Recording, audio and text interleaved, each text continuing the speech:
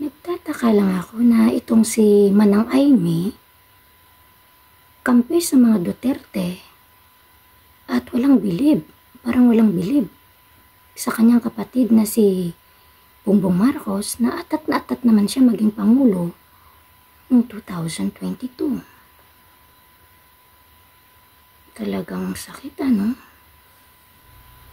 Hi everyone! Welcome back to my channel again. This is OFW Heartbeat dito sa bansa ng Bahrain. At ngayon, kung makikita ninyo ay naka-black tayo. Ayan, kumpletong-kumpleto pati yung mga accessories natin. Dahil tayo ay nakikiramay. Ayan. So kung nakita or napanood nyo na itong campaign ad ni Manang Aimee, ay ngayon bibigyan natin ng reaction. Maglalaban tayo ni Aimee Marcos. Itim ngayon ang kulay ng bansa. Sa gutom at krimen, nagluluksa. Gutom na ang sikmura. Gutom pa sa hustisya. Hinigipit ang hindi kaalyansa. Marami ang nagsasalita. Pero sino lang ba ang may ginawa? Sino ang may ginagawa? Itim ang kulay ng pakikiramay. Itim ang kulay ng pakikisa. Itim, laban ng tama. Itama ang mali. Iboto si Senator Aimee. Iba, number 39 sa Barona, Senator Aimee Marcos. Ayan. Itim. So, may mga sinulat tayo dito dahil gusto nating bigyan isa-isa o per line yung campaign ad ni Manang Aimee. Ayun na nga at nakita natin na in-endorse siya ng ating pinakamamahal na VP Inday, Sara. Ayan.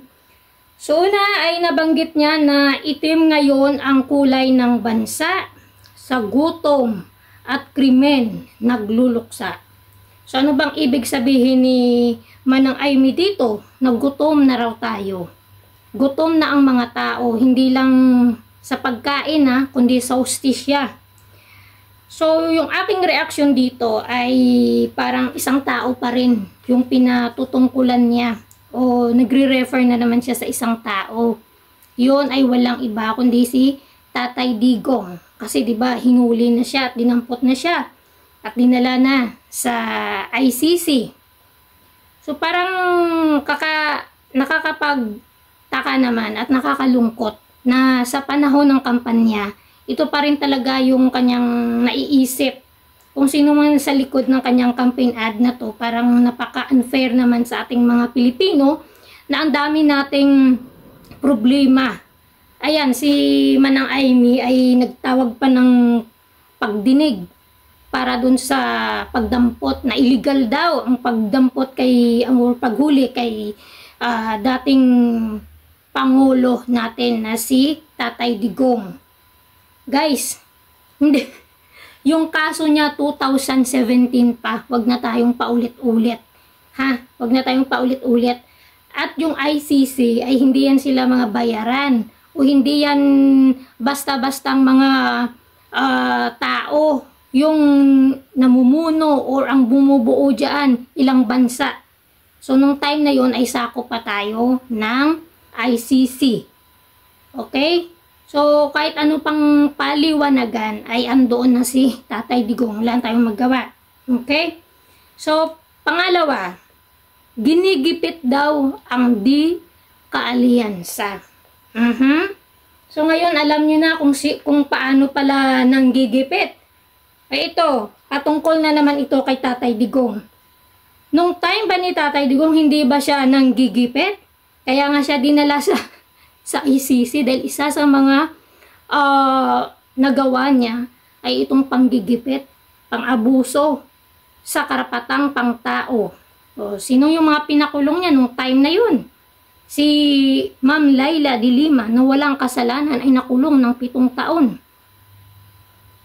Yung pagpasara niya ng ABS-CBN at yung iba pang mga tao na hindi niya kaalyado, ginipit. O, alam pala nila kung ano ibig sabihin ng panggigipit. Kaya dito pa lang, Manang Aimee, ganyan ka na sa akin. Pangatlo, marami daw ang nagsasalita pero sino lang ba ang may ginagawa or may ginawa? O ikaw, nung dinala na doon si Tatay Digong, gumastos Gumastos ka, nagsayang ka ng oras para mapaimbestigahan ulit. Paikot-ikot lang naman. Pwede mo naman tanungin kapatid mo dahil alam niya yun. Kung gusto mo lang malaman yung sagot, bakit hindi mo siya tanungin? Andun lang yung kasagutan, Manang Aimee. Pang-apat, itim daw ang kulay ng pakikiramay. Ayan, nakikiramay ako sa kung sinong may gawa ng campaign ad mo. Ayan, napaka naghihingalo yung kanyang ideya na yan.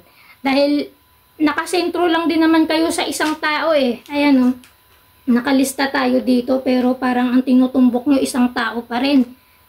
Hindi naman mamamayan eh, hindi naman bansang Pilipinas. Ito yung panghuli daw. Ilaban ang tama, itama ang mali. Okay.